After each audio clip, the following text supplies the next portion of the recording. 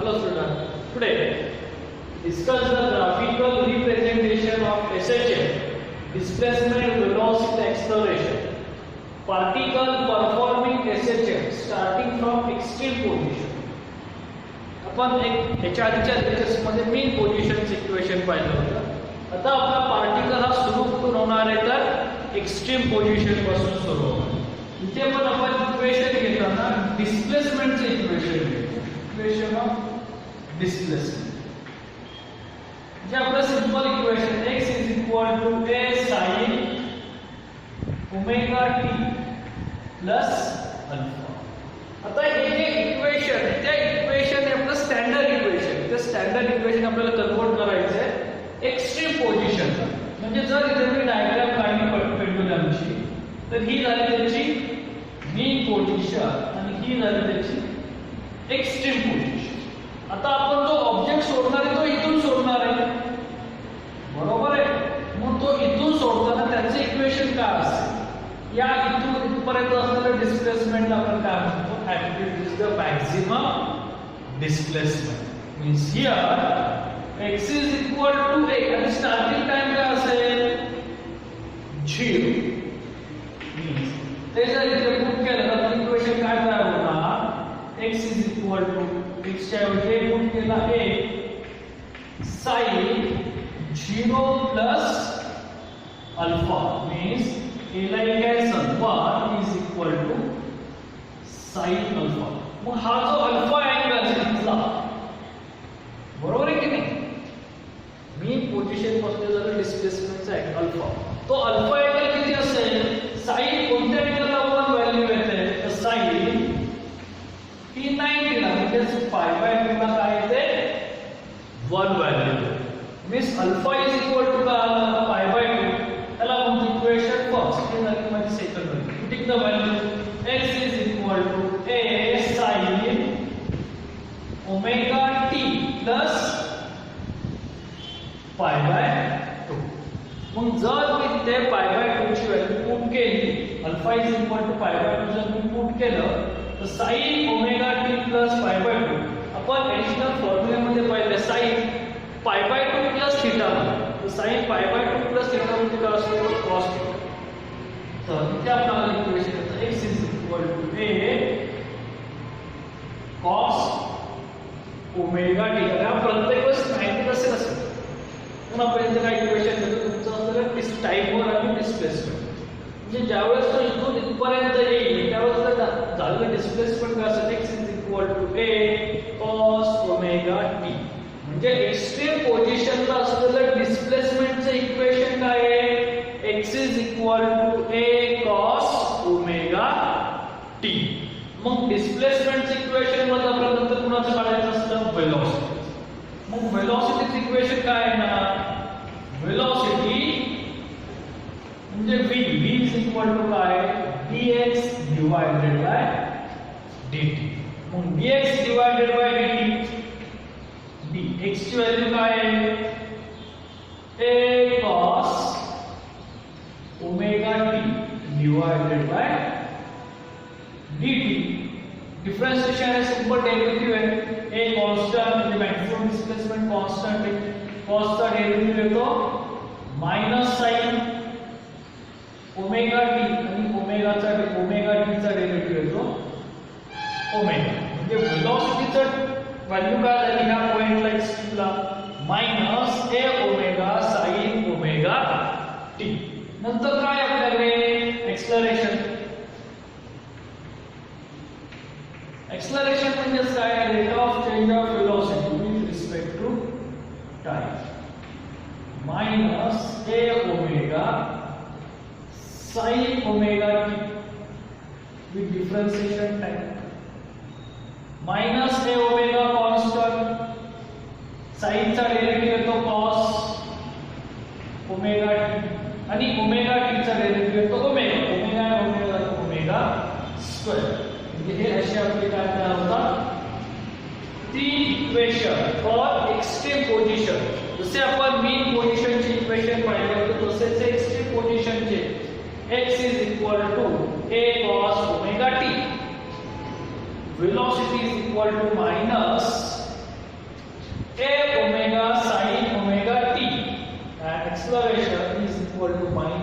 a omega square cos omega या तीन इक्वेशनचा यूज करून आपल्याला काढायचं आहे graphical representations of linear SHF starting from extreme position. हे फक्त आता आपण तीन इक्वेशन घेऊन table draw discuss the displacement. आता डिस्प्लेसमेंट ग्राफ जसं आपण मीन पोझिशनचा ग्राफ पाहिलं तर आपल्याला विचारलं डिस्प्लेसमेंट ग्राफ विथ टाइम किंवा versus the time period and displacement graph with respect the phase. Phase आणि टाइम या दोघांनी कशातही आपल्याला क्वेश्चन विचारू शकतो. आपण डिस्कस करताना दोन्ही टाइप्स मध्ये डिस्कस करणार फेज मध्ये आणि टाइम. फेज म्हणजे काय तर अँगल. मग अँगल काय असतं आपल्याकडे 0 90 110 सॉरी 180 270 360 हे झाले आपले अँगल किंवा 0 π/2 π 3π/2 आहे 2π. आणि टाइम पिरियड्स म्हणजे काय तर कंप्लीट वन ऑसिलेशन साठी लागलेला आहे. मग कंप्लीट वन ऑसिलेशन साठी किती वेळ लागतो कॅपिटल 1/4 साठी T/4 1/2 साठी T/2 1/3 साठी 3T/4 आणि संपूर्णसाठी T. अशा दोन याच्यामध्ये आपल्याला काय विचारलं तर ग्राफचं क्वेश्चन पेपर मध्ये जो क्वेश्चन आहे त्यानुसार आपल्याला लिहायचं असतं. म्हणजे जर आपल्याला क्वेश्चन असेल show that graphical representation of SHF displacement velocity acceleration of particle starting from the extreme position with time. तर मग आपल्याला ह्याचे रिलेशन आले पाहिजे. म्हणजे तुमचा एक्स ऍक्सिसला टाइम आला पाहिजे आणि वाय ऍक्सिसला डिस्प्लेसमेंट एक्सेलरेशन आणि वेलोसिटीचे रिलेशन आले पाहिजे. किंवा विथ आपल्याला फेज विचारलं असेल तर आपलं फेजचे रिलेशन आले पाहिजे π/2 π 3π/2 आणि 2π. तर आपण ग्राफ पाहताना पण दोन्ही कंडिशन मध्ये पाहणार. म्हणजे एकाच वेळेस आपल्या दोघांचा सुद्धा काय होणार आहे स्टडी. आता आपलं इक्वेशन काय आहे displacement x a cos omega t. म्हणजे कॉन्स्टंट काय आहे मग आपलं असतं मॅक्सिमम आणि minimum means plus a and minus. म्हणजे आपलं जे y axis represented by displacement तर व्हॅल्यू काय असेल plus a and minus a. Right साइडकडे गेला तर प्लस a असेल लेफ्ट साइडकडे गेला तर तो मायनस a असेल.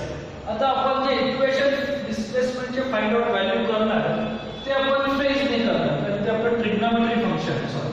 तर इथे trigonometry function x a cos omega t. म्हणजे जर ओमेगा t 0 असेल ओमेगा t 0 असेल तर cos 0 किती येतो 1 येतो.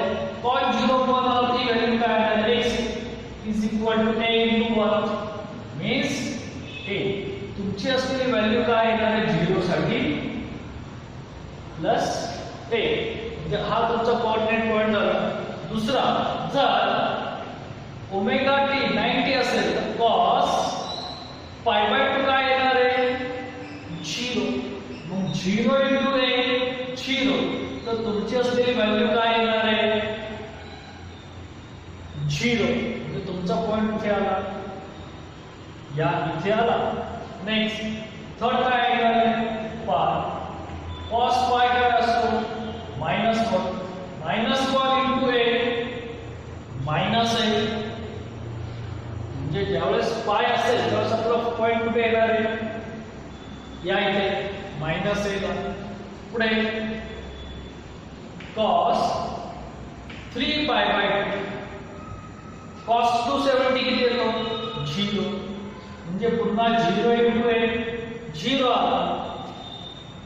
म्हणजे तुमचा पॉइंट काय झाला 270 ला 0 कशी आला की नाही तो पुन्हा 0. लास्ट व्हॅल्यू काय आहे cos 2π. मग cos 2π किती येतो cos 2π is again 1 into a. म्हणजे तुमची व्हॅल्यू काय आली इथे प्लस आली. म्हणजे हे जे व्हॅल्यू येतात की नाही कॉस्टचे फेजचे आपल्याला पण काय होतं हे इक्वेशन म्हणजे डिस्प्लेसमेंटची इक्वेशन मध्ये मूव करून a ची व्हॅल्यू काढू प्लस a आणि मायनस a. हा x म्हणजे डिस्प्लेसमेंट आहे आणि हा x म्हणजे x ऍक्सिसचा x आहे हे वेगवेगळे आहे. आता जर हे पॉइंट जर आपण जोडले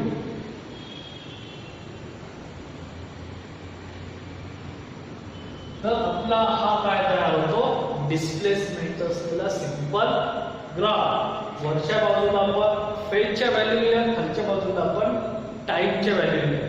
या दोघांचाच एकाच वेळेस द्यायचं. एक्झाम्पल कसे असेल तर हे दोन्ही लिहिले तरी आपलं एक्झाम्पल किंवा क्वेश्चन हे बरोबर येणार आहे. कॉस्टच्या ह्या व्हॅल्यू आपल्या पाठ असल्या पाहिजे, म्हणजे आपल्याला डिस्प्लेसमेंटचा टेबल काय करता येतो, ड्रॉ. आता दुसरं काय आपल्याकडे व्हेलॉसिटी, म्हणजे सेकंड आपण पाहणार आहोत व्हेलॉसिटी. मग व्हेलॉसिटी ग्राफ, व्हेलॉसिटी इक्वेशन काय, v - a omega sin omega t. म्हणजे इथे असलेली व्हॅल्यू काय, constant a omega plus a omega minus a omega. तर आपण आता टेबल पुन्हा ड्रॉ करू आणि त्याप्रमाणे असलेली value. Next graph, discuss the velocity. Again phase and time value is same. Only changes the velocity equation. v = -a omega sin omega t. म्हणजे इथे ट्रिग्नोमेट्रिक फंक्शन कोणतं आहे आता, साइनचं आहे. त्यानुसार आपल्या फेजची व्हॅल्यू काय होत जाणार, बदलत जाणार. म्हणजे जर ओमेगा t 0 असेल म्हणजे sin 0 is equal to 0 into 0 0 into -a omega, value काय येणार आहे आपली 0. म्हणजे तुमचा पॉइंट कुठे आला, या इथे आला. सेकंड sin ओमेगाची व्हॅल्यू, ओमेगा t ची व्हॅल्यू काय आता pi by sin pi bye किती येतो 1 into -a ओमेगा, व्हॅल्यू काय येणार आहे minus a omega. -a omega कुठे येणार आहे, तर -a ओमेगा हा पॉइंट इथे, -a ओमेगा पॉइंट कुठे आला आपला, या इथे आला. दुसरी व्हॅल्यू काय पुढची पाय, sin पाय काय असतो 0. म्हणजे पुन्हा काय ना आपला प्रॉब्लेम 0, पायच्या वेळेस व्हॅल्यू आली 0. नेक्स्ट sin 3π/2 म्हणजे sin 270 ची व्हॅल्यू काय आहे -1 into -a omega means plus a omega. म्हणजे तुमची व्हॅल्यू आता काय आहे 3π/2 साठी प्लस a ओमेगा. आणि लास्ट आपला sin 2π, again sin 2π 0. Multiplier factor जर 0 असेल तर मल्टिप्लिकेशन काय येणार 0. म्हणजे हा आला. म्हणजे एकूण आपले जे 5 पॉइंट होते ते साइनच्या ट्रिग्नोमेट्रिक फंक्शनवर डिपेंडन्स आहे. sin 0 असेल तर 0 म्हणजे sin 0, sin π आणि sin 2π. या तिघांची व्हॅल्यू काय येणार आहे 0 0 0 1 2. मल्टिप्लिकेशन करा. sin π/2 ची व्हॅल्यू काय ते 1 आहे. 1 into -a ओमेगा म्हणजे -a ओमेगा राहणार आहे, बरोबर आहे. आणि sin 3π/2 ची व्हॅल्यू काय ते 270 sin 3π/2 ची व्हॅल्यू येते -1 into -a ओमेगा. त्याचं मायनस काय होतं प्लस a ओमेगा. त्या जर प्रमाणे तुम्ही कोऑर्डिनेट जर दिले तर आपला ग्राफ कसा तयार होतो आता ते आपण जोडू. तर आपला काय तयार होतं, हा असलेला सिंपल ग्राफ तयार होतो, बरोबर की. हा काय झाला आपला ग्राफ तयार झाला. आता थर्ड इक्वेशन आपलं कोणतं आहे, एक्सलरेशन. एक्सलरेशनचं इक्वेशन काय, -a omega square cos omega t. म्हणजे इथे ट्रिग्नोमेट्रिक फंक्शन कोणतं आहे ते आता cosचं आहे आणि कॉन्स्टंट काय आहे -a ओमेगा स्क्वेअर. जसं इथे प्लस -a ओमेगा होतं तसं इथे आता काय आहे प्लस -a ओमेगा स्क्वेअर. पण आता बघू एक्सलरेशनचा graph.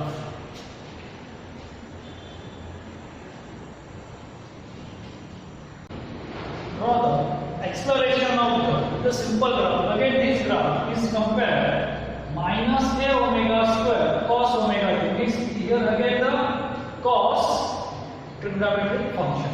Means this value is repeated again. Means cos 0 is 1. 1 into -a omega square means -a omega square. Means 0 this time acceleration is minus a omega square. Second, cos pi by 2. Cos pi by 2 is equal to 0. 0 into any multiple product, value is also 0. The second point is here. X axis is 0 and y axis, sorry. X axis is pi by 2 and y axis is 0. Third, cos pi. Cos pi is equal to minus 1. This value is minus 1 into minus a omega square is equal to plus a omega square. Means x axis value is pi and y axis value is plus a omega square. Third, cos 3 pi by 2. Again, cos 3 pi by 2 is equal to 0. Means value is also 0. Fourth point is again x axis. And last, cos 2 pi. Cos 2 pi is equal to 1. Means 1 into minus a omega square is repeated minus a omega square. Means again the last point is minus a omega square. म्हणजे इथे आपल्याशी पुन्हा 5 point तयार होतात. Plus minus a omega square 90 ला आणि 270 ला 0, कारण की 90 आणि 270 ला cos काय असतो 0 असतो. इथे दोन पॉइंट हे काय ना 0. तर 0 पाय आणि 2 पाय यांचं रिलेशन आहे +1 आणि -1 ची अल्टरनेटली ते प्रोडक्ट तसं. आणि हे जर पॉइंट जर आपण जोडले तर आपला ग्राफ कसा येतो हा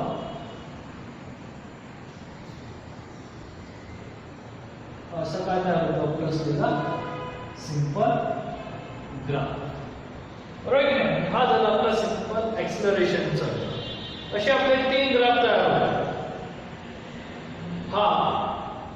हा सुद्धा आणि हा सुद्धा दोन्ही ग्राफ कॉसचे आणि हा ग्राफ काय साइनचा.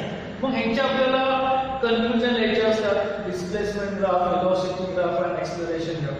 फर्स्ट डिस्प्लेसमेंट सिंपल आहे. Displacement time, velocity time and acceleration time are periodic motion of all 3 graph displacement, velocity and acceleration which is periodic motion of time. Time ने बरोबर चालत नाही सगळे सगळे. पुन्हा आपण ह्याला काय म्हणू शकतो periodic motion of time. आता हे दोन ग्राफ डिस्प्लेसमेंट ग्राफ आणि एक्सेलरेशन ग्राफ या ग्राफचं नेचर पुन्हा सारखं आहे. तर ह्याचं नेचर आहे ते कॉसचा. बरोबर आहे की नाही. इथे सुद्धा कॉस फंक्शन, इथे सुद्धा काय कॉस फंक्शन. तर displacement time curve and acceleration time curve are shown by the cosine curve graph. कसे ते cosine curve graph and velocity time. तो velocity time ग्राफ कोणाचा आहे तर तो आहे sine curve graph. हे झाले आपले दोन. आता पुढचे जे दोन कन्क्लुजन आहेत ते आपले चेंजिंग फेज की डिस्प्लेसमेंट टाइम ग्राफ आणि वेलोसिटी टाइम ग्राफ किंवा डिस्प्लेसमेंट ग्राफ आणि वेलोसिटी टाइम ग्राफ मधला चेंजिंग फेज काय असेल. म्हणजे जर मी हा ग्राफ उचलला आणि इथे घेऊन ठेवला तर हे दोन हा पॉइंट तर मॅच होते, इथे मॅच होते की नाही. इथून पाहिलं तर आपले असाच जाणार. म्हणजे हे दोन्ही ग्राफ एकावरती एकच झाले. म्हणजे ह्या दोघांमधला चेंज किती एवढा आहे. तो एवढा चेंज काय आहे π/2. The changing phase between displacement time graph and velocity time graph is π/2. Next, the changing phase between velocity graph and acceleration graph. म्हणजे जर मी हा ग्राफ उचलला, हा खालचा ग्राफ उचलून जर इथे ठेवला तर तो इथे मॅच होते की नाही. इथून पुढे आपला ग्राफ काय होतोय आहे तसाच पहा आला की नाही उलटा ब्रेक शेप. म्हणजे पुन्हा आपला असलेला चेंजिंग फेज काय आहे ते किती झालं π/2. Means again the changing phase between velocity graph and acceleration graph is π/2. इथे आपल्याला असं सुद्धा लक्षात हा कॉस कडून साइन कडे गेला म्हणून π/2. हा साइन कडून कॉस कडे गेला त्यामुळे पुन्हा काय झालं π/2. आणि third the changing phase between displacement graph and acceleration graph. हा यू शेप ग्राफ आहे तर हा बेल शेप ग्राफ. बरोबर आहे की ही जर बेल शेप मी इथून इथे ठेवली तर ही अशी इकडे वाढत जाते. म्हणजे ती कुठून सुरू होते, इथून सुरू होते की नाही. ही बेल घेऊन इथून इथे बदलली, इथून अशी सुरू होतात म्हणजे तुमचा चेंज इन फेज काय आला पाय पर्यंत, कुणाचा ह्या दोघांमधला असलेला चेंज इन फेज काय पाय, तो आपल्याला इथून सुद्धा कळतो. हे दोन्ही सुद्धा सारखेच डिपेंडंट फंक्शन, पण हा प्लस आहे आणि हा मायनस आहे. प्लस आणि मायनसची व्हॅल्यू कुठे येतात, तर 0 आणि पाय, म्हणजे त्या दोघांमध्ये वजाबाकी तर काय येणार पाय येणार की नाही. चेंज इन फेज म्हणजे डिफरन्स, म्हणून द डिफरन्स बिटवीन फेज किंवा angle, velocity graph and acceleration graph is पाय.